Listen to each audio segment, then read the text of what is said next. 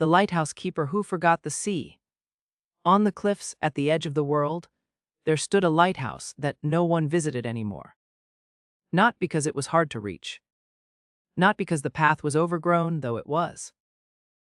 But because the lighthouse keeper had stopped lighting the light. For 17 years, ships had found their own way. Captains learned to navigate by memory.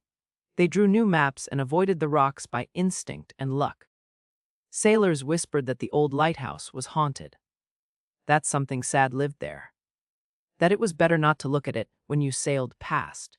They were not entirely wrong. The keeper's name was Edmund. He was 61 years old. His beard had grown so long it had become part of him. Like a second coat, gray and tangled with sea wind. His hands knew every stone of the lighthouse by touch. He could walk its spiral staircase in complete darkness and never stumble. He walked it often, in the dark, with the lantern room empty and cold at the top. People in the coastal village below remembered when the light used to turn. When every night the beam swept across the water like a slow, patient eye.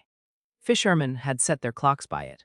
Children had fallen asleep, watching the light pass across their bedroom walls. But 17 years ago, something happened. Edmund's daughter had gone to sea. She was 23, a cartographer, a maker of maps. She had sailed east to chart an archipelago that no one had properly mapped. She had promised to be back in 3 months. She did not come back. The lighthouse had gone dark the night they stopped waiting. No one in the village spoke about this directly. They brought Edmund bread and soup and left it on the cliff path. Sometimes he collected it. Sometimes he did not. And then, on a morning in early autumn, a girl arrived. Her name was Iris. She was 11 years old. Her coat was 3 sizes too large. A deep ocean blue that pooled around her feet.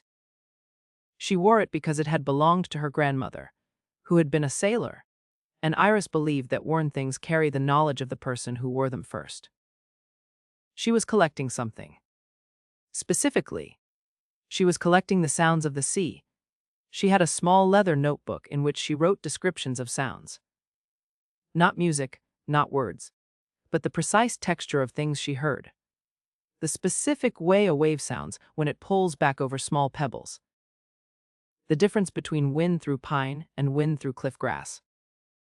The sound a seabird makes at the exact moment it sees something below the water. She had heard about the silent lighthouse and come to collect its silence. She had not expected to find anyone there. Edmund opened the door after her third knock. He stood in the doorway and looked at her the way people look at things they have stopped believing in. With a kind of slow surprise, as if the thing appearing proved something both wonderful and inconvenient. "What do you want?" he said. His voice was rough from disuse. "I want to hear the lighthouse," said Iris. "It doesn't make any sound." "Everything makes a sound," said Iris. "When you listen properly." Edmund looked at her coat, looked at her notebook, looked at the sea behind her, gray and enormous and indifferent. "Come in then," he said. The inside of the lighthouse was exactly what it looked like from outside. Sad and precise. Everything in its place. Maps on every wall. Old ones, cracked along the folds. A telescope by the window. Books about navigation. Coffee cups washed and stacked. Orderly grief is still grief. Iris sat down on the single wooden chair and opened her notebook. She listened. Edmund watched her listen. After a long while she wrote something down. "What did you write?" he asked, despite himself. "The sound of a room that is waiting for something," said Iris. Edmund sat down on the stairs. His knees cracked. He was quiet for a moment. "Who are you?" he asked. "Iris. My grandmother was a sailor. She taught me that a ship without a lighthouse has to trust its own memory of the rocks. She said that was harder than it sounds. Your grandmother was wise. She also said that lighthouses go dark when their keepers forget the sea is still moving." Edmund looked at his hands. "The sea doesn't care," he said. "It kept moving when my daughter didn't come back. It keeps moving right now. It never stopped. That's the problem with the sea." "That's not a problem," said Iris. "That's what the sea is." "It should have stopped," said Edmund. very quietly. For one day. Just one. Iris did not answer immediately. She wrote something else in her notebook. Then she said, I think it did stop. Somewhere very deep down. Where the water is so cold it barely moves at all. I think down there everything stops for a moment, when it needs to. Edmund looked at her. You made that up. Yes, said Iris. But is it wrong? He did not answer. Which was, in its own way, an answer. Iris came back the next day, and the day after. She didn't push. She didn't suggest. She didn't once say the words light or lamp or lantern. She sat in the lighthouse and listened and wrote, and sometimes described to Edmund what she was hearing. In the stones, in the wood, in the glass of the lantern room high above them. On the 5th day, she climbed to the lantern room. Edmund did not stop her. He sat at the bottom of the stairs and listened to her footsteps go up. She came back down after a long time. The lens is still there, she said. I know. The mechanism still works. I know. The glass is dusty but intact, she said, then paused. It remembers what it's for. Edmund stood up. He was looking at the wall, at the maps, at the cracked fold of the largest one, at a small mark in ink near the eastern archipelago where someone had written a name in a careful hand. She made that map, he said.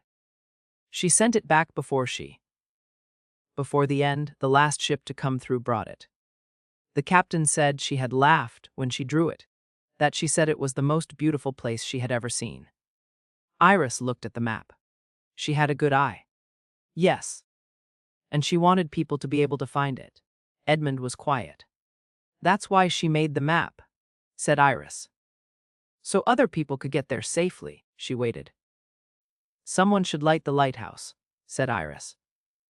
Not for the past. For whoever is at sea right now, in the dark, looking for the rocks. Edmund turned from the map. He looked older than 61 and also, somehow, younger. As if something had come loose in him that had been knotted for 17 years. It's been dark a long time, he said. Ships have new maps. They don't need. They always need, said Iris. The sea is always moving. There are always new ships. There are always people who don't know the rocks yet. That evening, for the first time in 17 years, the lantern room glowed. It was not dramatic. Edmund lit the lamp quietly, alone, while Iris sat on the cliff outside and listened to the sound of the mechanism beginning to turn again. The old grinding of gears finding their rhythm. The low hum of the lamp warming. Then the beam swept across the water. Iris wrote in her notebook. The sound of a room that has stopped waiting and started working. The village saw the light.